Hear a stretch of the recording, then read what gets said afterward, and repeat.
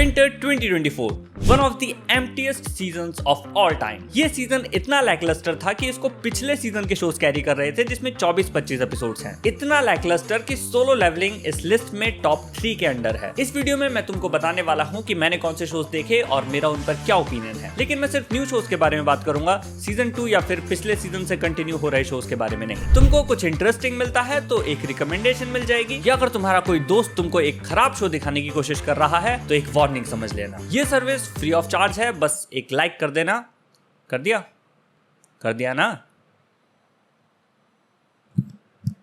Come on man, सब इंतजार कर रहे हैं। Like the video. हाँ, लेट्स स्टार्ट। सो हम जाने वाले हैं मेरी प्रेफरेंस में सबसे नीचे से लेकर सबसे ऊपर तक, जिसमें सबसे नीचे आता है बुचिगिरी। मैंने अपनी जिंदगी में बहुत से शोज देखे हैं। कुछ शोज को देखकर लगता है कुछ को देखकर लगता है Hey, that's pretty good. और कुछ को देखकर I mean, it's alright. And even कुछ केसेस में। लेकिन मेरे साथ कभी भी ऐसा नहीं हुआ कि किसी भी शो को देखकर मुझे कहना पड़े It's the biggest piece of dog shit. या मे भी शायद एक बार हुआ है। एनीवेज, जितना फ्रस्ट्रेट मुझे बुचिगिरी के प्रोटैगनिस्ट ने किया है उतना प्रोबेबली काजुया ने भी नहीं किया था। ये है हवस का पुजारी, चाहिए इसे कोई नारी, दोस्ती भाड़ में जाए, और पावर्स वो भी। इसे सिर्फ एक चीज से मतलब है, bro has only one dream, virginity lose करनी है।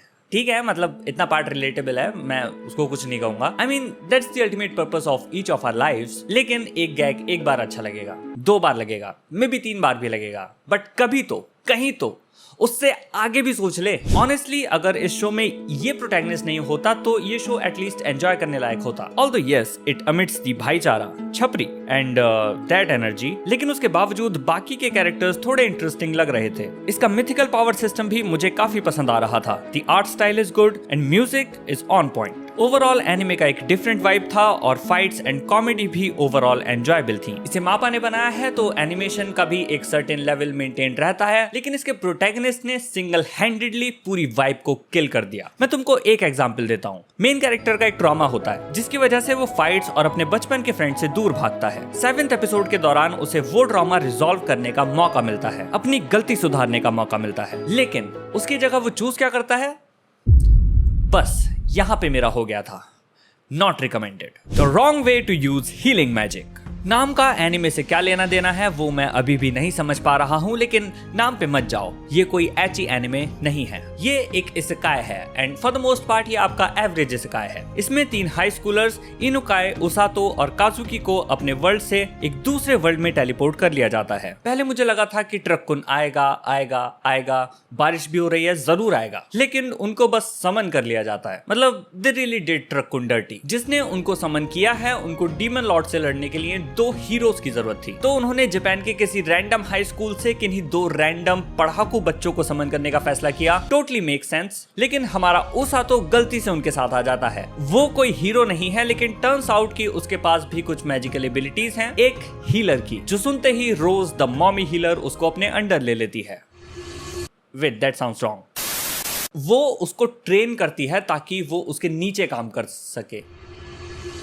I give up. वो उसे ट्रेन करती है, लेकिन सिर्फ इस चीज की ट्रेनिंग नहीं कि लोगों को कैसे हील करना है, बल्कि वो उसे फुल साइतामा लेवल ट्रेनिंग देती है ताकि वो फिजिकली स्ट्रांग बने, मेंटली स्ट्रांग बने और उसकी मैना कैपेसिटी भी इंक्रीज हो। और शायद इसीलिए इसको wrong way to use healing magic का नाम दिया गया है, क्योंकि वो कॉन्स्टेंटली अपनी ही बॉडी पर इस एबिलिटी को यूज करके अग्रेसिवली ट्रेन कर रहा होता है। ऐसा नहीं है कि तुमको इसमें कुछ क्रेजी फाइट्स या पावर्स देखने के लिए मिलेंगी, ना तो अब तक ऐसा हुआ है और ना ही मैं आगे ऐसा एक्सपेक्ट कर रहा हूँ, but for the most part ये एक fun, light hearted action adventure इसेकाई है। There is nothing here that particularly stands out, but it is still quite enjoyable for what it is. It also has a cute little bear and a bad mommy. Like वो प्यार ही क्या जिसमें दर्द ना हो।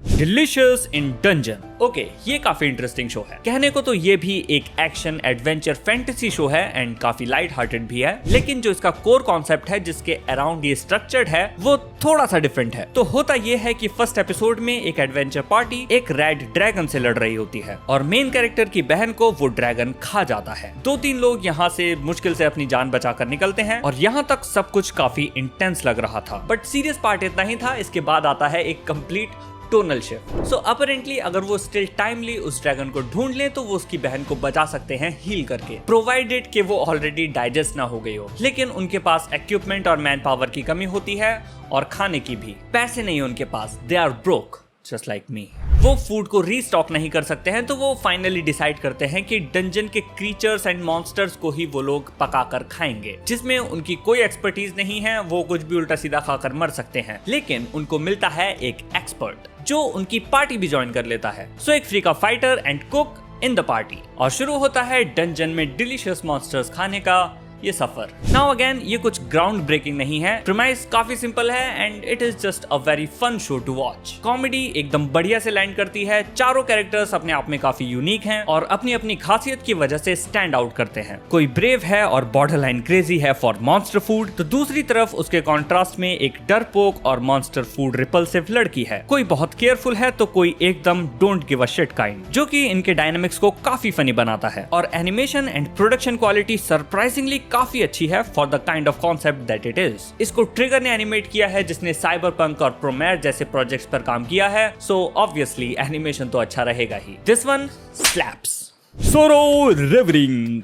आई think Solo Leveling पर जितना बोला जा सकता था मैं ऑलरेडी बोल चुका हूँ। यहाँ नहीं तो यहाँ पर एक कार्ड आ रहा होगा, उस पर क्लिक करके तुम वो वीडियो देख सकते हो। इन शॉर्ट ये एक काफी अच्छे से प्रोड्यूस्ड एक्शन शो है। अगर आपको सिर्फ फाइट्स देखनी है और बाकी किसी चीज से कोई मतलब नहीं है, then this is for you. Main character cool रहेगा, कभी नहीं हारेगा, स्ट्रगल तक नहीं करेगा। मतलब एक होता है ना ख्याली पुलाव वाली पीक मेल फैंटेसी, वो है ये। वेल, लड़कों के लिए तो ये हो गया, लेकिन लड़कियों की फैंटेसीज का क्या? प्रस्तुत है अ साइन ऑफ अफेक्शन।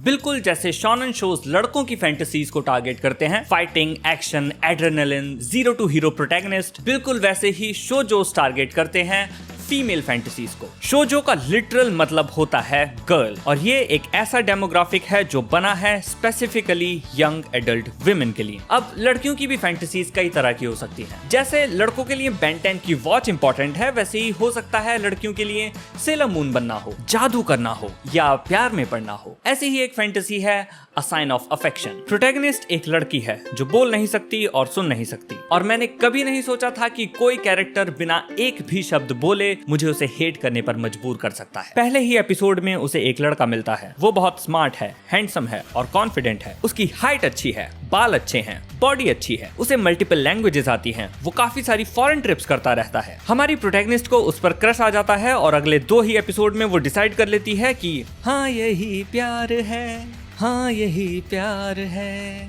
लड़का भी वो फीलिंग्स रेसिप्रोकेट करता है और उसके अगले 2-3 एपिसोड्स में वो बॉयफ्रेंड गर्लफ्रेंड बन जाते हैं। लड़का वो सारी चीजें करता है जो उस लड़की के लिए आइडियल है। वो उसका ध्यान रखेगा, उसे प्रोटेक्ट करेगा, उसके लिए साइन लैंग्वेज सीखेगा, उसको सही से ट्रीट करेगा और एक भी बार ये क्वेश्चन नहीं करेगा कि वो इस डिसेबिलिटी की जिम्मेदारी उठा भी सकता है कि नहीं। क्या वो इस चीज को realistically and on an internal level accept कर पाएगा? नहीं, एक मेंशन तक नहीं। बंदे में एक भी शॉर्टकमिंग नहीं है, एक भी सेल्फ डाउट नहीं है, एक भी रेड फ्लैग नहीं है। Peak female fantasy, that's it, that's what it is, a fantasy.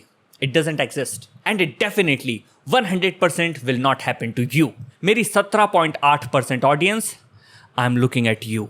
It caters to one specific taste and as someone who is not an औरत, इस शो को देखना बहुत फ्रस्ट्रेटिंग था। मतलब मैं ऐसा भी नहीं कहूंगा कि ये बिल्कुल एंजॉय करने लायक है, नहीं, खराब है। A 7.5 out of 10 at the very least, and if you are into the genre, maybe 8 out of 10। पर उसके बावजूद ये मेरे लिए बहुत फ्रस्ट्रेटिंग था। नेगेटिव ज्यादा हो रहा है, थोड़ी अच्छी चीजों के बारे में भी बात कर लेते हैं। प्यार।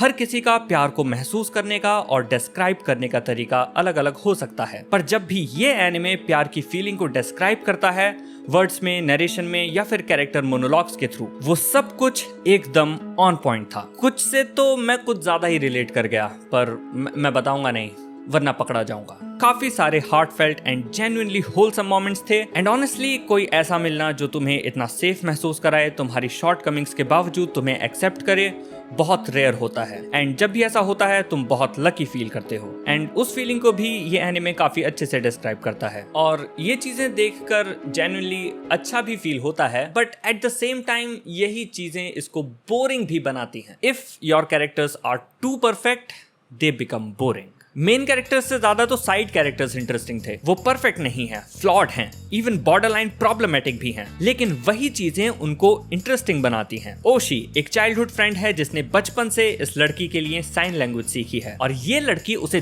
2 टके का भाव नहीं देती है। मतलब सही है भाई, सफेद बाल वाले लड़के मिल जाएं तो लड़कियां पिघल जाती हैं।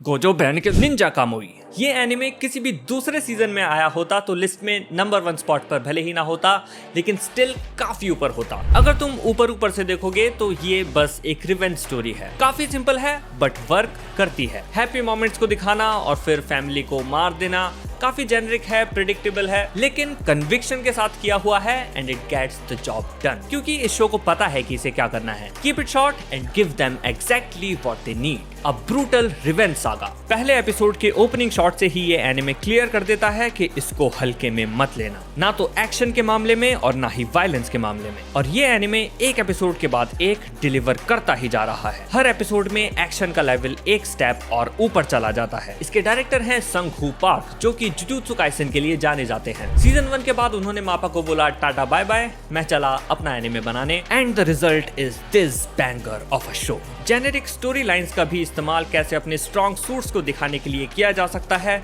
निंजा कामुई उसका प्राइम एग्जांपल है। मैंने इसको बहुत एंजॉय किया और अभी भी कर रहा हूँ। और अगर आपने इसको अब तक नहीं देखा है तो this is the one show from this season that you definitely should not miss out. And that's it. ये सीजन भले ही खाली रहा हो, लेकिन अगला सीजन बहुत पैक्ड है। उसके लिए बने रहिएगा, बहुत सारे एनिमे के बारे में बात करनी है अगली वीडियो में। तब तक के लिए मैं चलता हूँ, टाटा बाय बाय। और वैसे गाना आ रहा है बहुत जल्द, कवर सॉन्ग, उसका इंतजार करना, मैं प्रीव्यू लगा देता हूँ। मिलते हैं अगली वीडियो में।